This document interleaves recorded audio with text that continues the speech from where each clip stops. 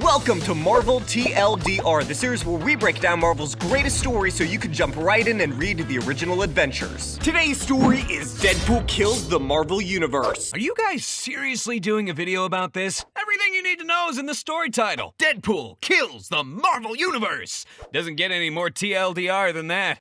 Anyway, this story takes place not in the main Marvel universe, but in a world pretty much identical to it. We start with the X-Men checking Deadpool into an insane asylum against his will. Unfortunately, the head of the institute, Dr. Bryden, is actually the villain Psycho Man piloting a robot body. This guy, he's ridiculous. He's all, I took over the tiny universe I'm from, so now I'm gonna take over the big universe where everybody can step on me. Dude needs to learn his place. So do you. Quit interrupting or I'll— Or what? You'll cry? Fine. But only because your voice is already whiny enough without you actually whining. Thank you, I think. Psycho Man's plan is to brainwash all of the villains in the Marvel Universe and turn them into a world-conquering army. But when he tries to mind-wipe Deadpool, things go wrong fast. The usual goofy voices in Deadpool's head are gone, replaced by a new sinister voice telling him to end everyone's misery. Deadpool rips Psycho Man out of his android shell and squishes him. Deadpool burns down the asylum and then gets to work. He kills the entire Fantastic Four and then steals a gadget built by Reed Richards and kills the Watcher. And this is only the start of Deadpool's rampage. He kills both heroes and villains alike. Deadpool even manages to take out all of the Avengers at once by sneaking microbombs into Avengers headquarters. Luke Cage and Thor survive, but Deadpool gets around their invulnerabilities by setting off a bomb inside of Cage and using the Pym particles to crush Thor with a giant version of his own hammer. And then Deadpool kills the Hulk. Well,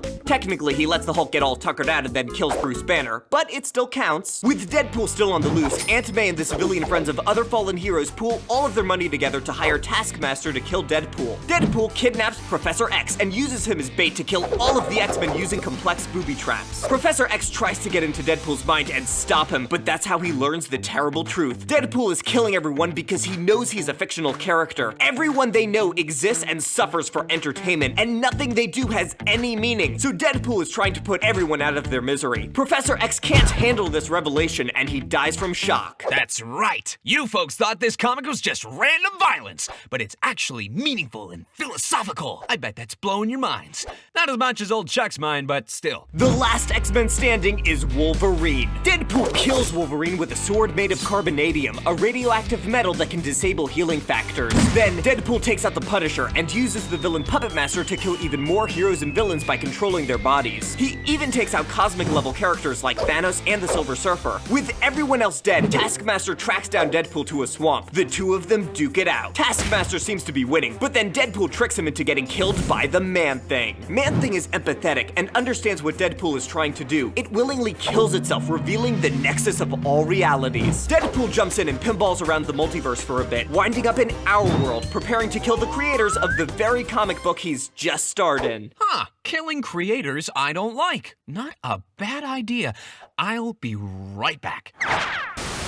Hey, wait a second. Where did all of the animations go? Hey, you're not supposed to be in here. Hey, what are you trying to do? Calling out my attack before stabbing you! No, please stop.